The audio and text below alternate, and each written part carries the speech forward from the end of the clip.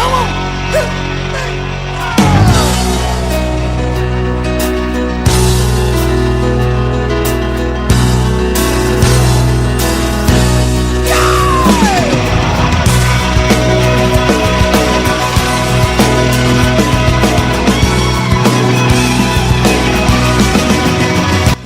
Good morning. Welcome back to the Broadcast Retirement Network. I'm Jeff Snyder. This is BRN Sunday for Sunday, September 17th, 2023.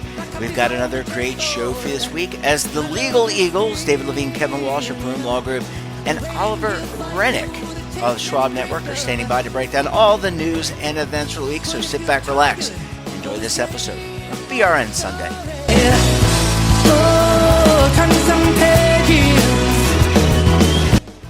Where we're going to kick things off with a look at what is happening on Capitol Hill. And joining us on the line, you know them as the Legal Eagles, but they're also known to their friends, family, coworkers, and colleagues in the industry as David Levine, Kevin Walsh. Both are principals with Groom Law Group.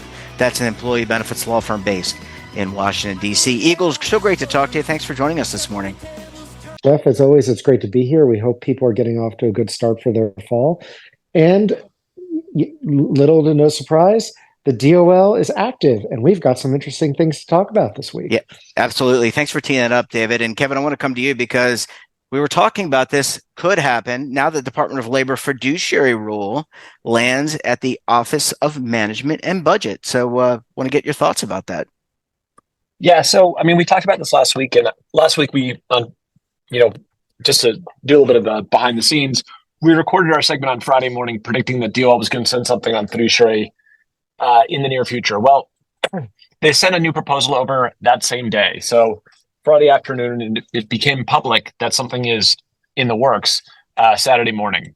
And so where that leaves us right now is that the White House is reviewing the Department of Labor's work, and they're going to decide when and whether to publicly release it as a proposed rule.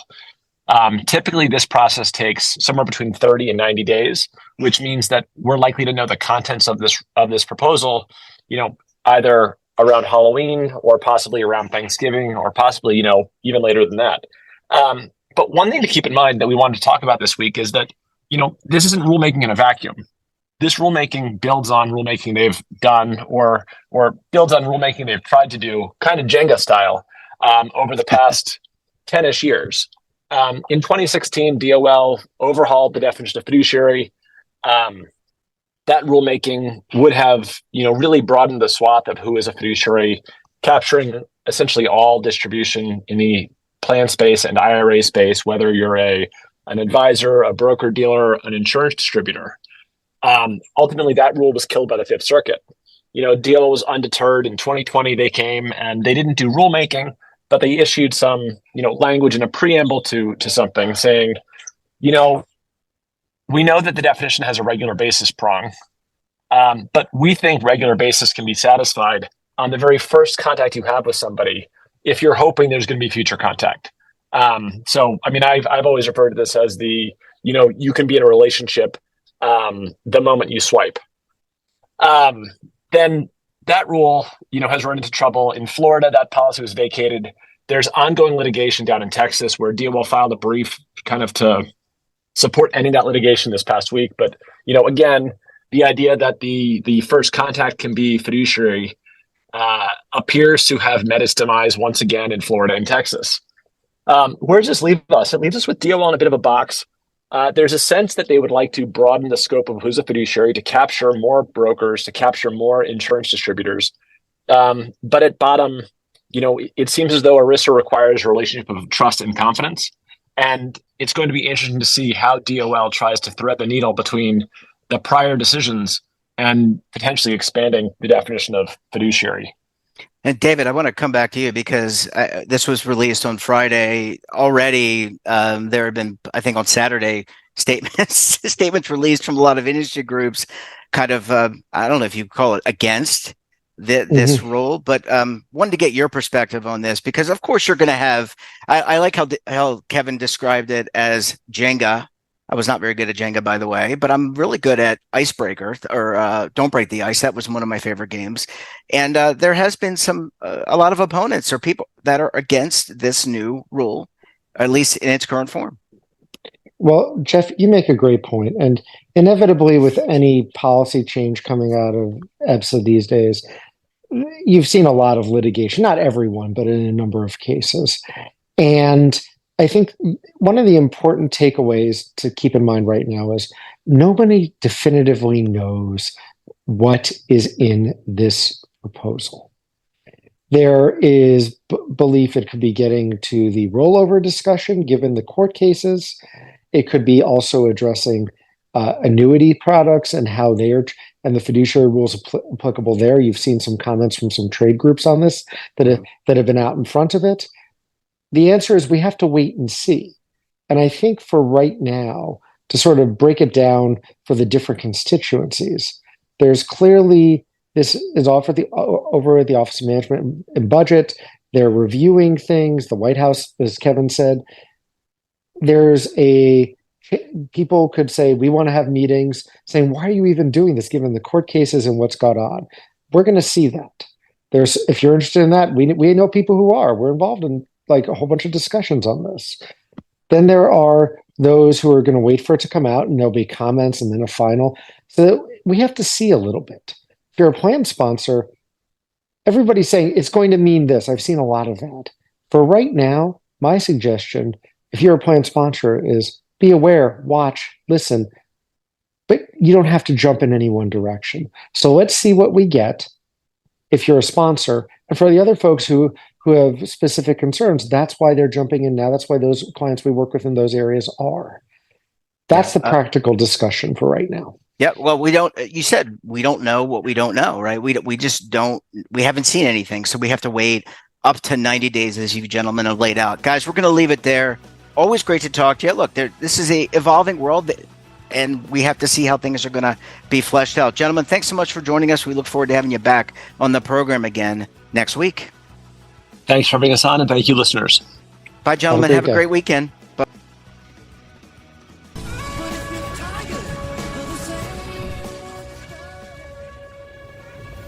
Imagine a new television network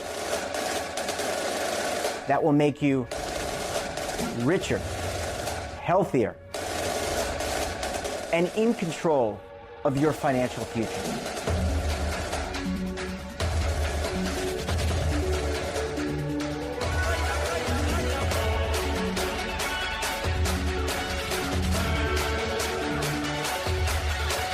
This network is for the policewoman in Nashville, Tennessee, the baker in Dubuque, Iowa, the teacher in Lexington, Kentucky.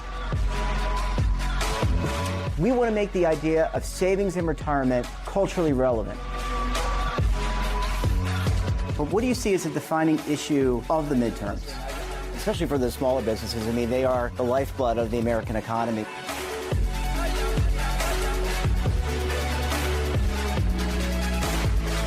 Featuring exclusive interviews, current affairs, and docuseries. 33 years old, you retired early. The philosophy is money only matters if it helps you live a life that you love. But you got to start thinking about retirement as soon as you get in. The Broadcast Retirement Network will drive very high engagement with premium partnerships. So this isn't retirement and savings for your parents or grandparents. This is for all Americans. And we're going to change the way you think about money.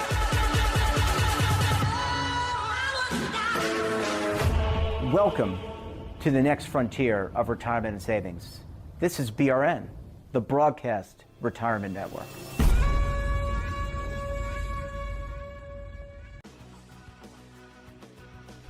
Welcome back. Now we're going to shift gears to markets. Joining us on the line, he's the lead anchor for the Schwab Network, Oliver J. Ranick. Oliver, always great to talk to you. Thanks so much for stopping by the program this morning. Definitely. Thanks for having me, Jeff. All right, Oliver. A full week of coverage for you. You get to see the markets in the beginning of the day and at the end of the day. There looks like there's almost like a divergence between the economic data and what the stock market sees and expects. How do you all piece it together? What are your thoughts about the week of that was in terms of trading? Well, that certainly is very true that a lot of the last 2.5, 3 years, I guess maybe 4 now, have been marked by some fairly jarring moments of incongruity between the economic data and how you would think stocks are supposed to respond. Some of it has lessened a little bit because when I do think about that incongruity, it really has been those situations where strength in the economy is perceived as a threat to the stock market because of inflation and interest rate hikes, and weakness in the economy is welcomed by the stock market because it can mean the opposite.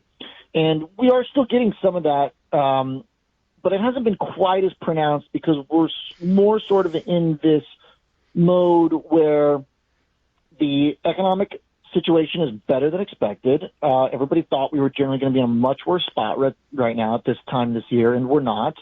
But the stock market also has been able to digest it a little bit better than surprising moments of economic strength last year because of a confidence the market has that the Fed is done with their hiking program, basically. So that's where the stock market's been pretty solid, pretty resilient. There are definitely some signs of weakness. I wrote this week about how big tech companies are sort of faltering a bit without any real negative news flow. Examples include Apple selling off last week, really the last 2 weeks, without any real negative news. There was a disputed story about whether or not Chinese officials will be able to use iPhones, and that sent the stock down 10% basically over the course of like a week. But then another report came out saying it wasn't going to be the case, and the stock didn't bounce back. And you're kind of getting a few of those examples elsewhere. Oracle had a good earnings and dropped big. You had Netflix update investors on their password sharing and their gaming plans, and that stock dropped anyway. So there are these examples. Adobe, another one that gave us earnings this week, fine earnings, should be a big player in the AI-driven software and programming world. Fell anyway on earnings. So there are definitely some signs that the big 11-month bull market that's been going on since last October is sort of losing some of that momentum. And there's definitely an argument to be made that we can fault some of the strength of the economic data for that, because inflation looks like it has a real potential to come back here. Our numbers continue to impress in the employment world, and the pricing of commodities are also starting to go the way investors don't want. Crude oil is rallying. We've got the dollar now rallying too, and yields are still trying to push higher and break out. So you do have kind of the three main inflationary threats from last year starting to come back, and that is basically dollar higher, crude higher, and yields higher. It hasn't broken the stock market yet, but there are some signs that the bull run is a bit weary here. Yeah, and I don't know, although I think we continue to talk about it and have talked about it for quite some time with you and others on the network. Oliver, I want to ask you, you bring up AI. I want to just ask you what you made of, I think the Senate Majority Leader hosted the Senate's first AI Insight Forum. It featured people like Bill Gates, others, I guess, briefing members of the Senate about artificial intelligence. Obviously, this is we were talking several months ago about Chat GPT. Now we're talking about NVIDIA. We're talking about AMO, I think it's called, another type of or chip maker. What do you make about all this talk in Washington? Are they just looking to figure out how to tax this all, and or are they actually looking to do some privacy, which I think all of us agree is probably needed? Well, I think to your point that you can easily imagine sort of a future in which our ability to kind of manage AI and keep it under control is perhaps limited. And so I can kind of understand where there are precautions necessary to be taken. And when people like Elon Musk, who are obviously very, very smart and very involved in this type of stuff, are saying that we should take it seriously, he doesn't really have any way to benefit from arguing that. It doesn't seem terribly self-serving for him to like argue in favor of AI limits and regulation when all of the analyst community is saying that AI is going to be the big driver of his own company's profits. So I feel like we should probably take what he's saying seriously when he's arguing that we need to, keep it under control. At the same time, though, it does just all seem very nascent and still kind of early on. So far as investors are concerned, the biggest impact AI has had is in the hardware picks and shovels kind of build out phase for the likes of NVIDIA and some of those other chip makers. As far as like products and services go, there still is much proving to be done on what people are going to pay for that is AI driven. Adobe's a good example where Photoshop now is a service that's going to be able to, click of a button, do things that would have taken you time to otherwise do. So there are definitely obvious low-hanging possibilities for the utility of AI that didn't exist for other kind of hype trains the last couple of years with metaverse, blockchain, or, even some of like the green energy type stuff that sort of flopped. So, it's definitely a very real economic and technological trend that is going to be with us from here on out. As far as the government's role in it, it probably is going to play some role, but it doesn't seem to be a limiting factor to companies at this point. Oliver, last question, kind of dovetailing into the artificial intelligence conversation. I don't know, you remember these two words, robo-advisor. A lot of firms created robo-advisors to help individuals automatically save and automatically diversify their portfolios. Now you're talking, now not you, but they are talking about layering in artificial intelligence. I'm not so sure I feel confident in letting someone, I know I don't feel confident letting someone manage my money without my direct input. I want to have input into my finances. But this is something where I could see the financial services industry, the retirement industry in particular, taking this technology, layering on what already exists, robo-advisory, managed accounts. Where do you kind of see it all kind of playing itself out? Is it right now not powerful enough? I mean, I know you're not a technologist, but you're a smart guy. You follow the market. Is it not powerful enough to do what we needed to do to adapt to the meme stock world that we've lived through, AMC, GameStop, et cetera? I'm not totally sure, to be honest, but I mean, most of I think what advisors would tell you that the main mistake people make are sort of very human heuristic biases. They get in the way of our long-term investing plans. So if you're able to minimize that by just kind of parking it with an automated decision-making process of, buying what you want or investing what you want when prices drop, that probably could do some people some good.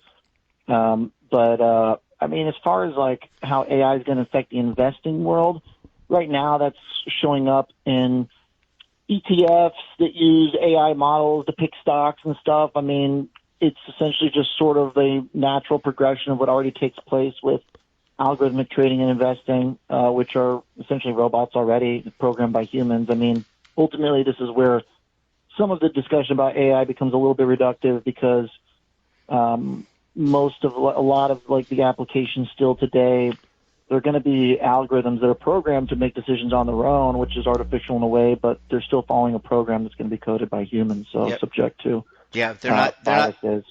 Yeah, good point. And that's, as you were talking about that, I was thinking about that. They're programmed by human beings. They're not sentient, at least not yet. At least I haven't seen it.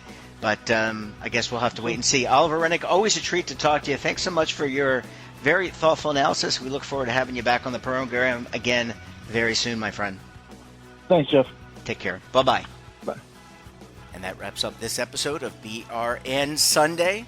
Have a topic of interest, someone you think we should talk to, drop us a line. And don't forget, for all the latest curated news in lifestyle, wellness, finance, tech, aging, so much more, and all in one place, check out today's edition of our daily newsletter, The Morning Pulse. Want to search our archives, check out our latest content? Well, visit our website. We're back in tomorrow with another edition of BRN AM. We'll have a very important and special guest. Until then, I'm Jeff Snyder. Stay safe, keep on saving, and don't forget, roll with the changes.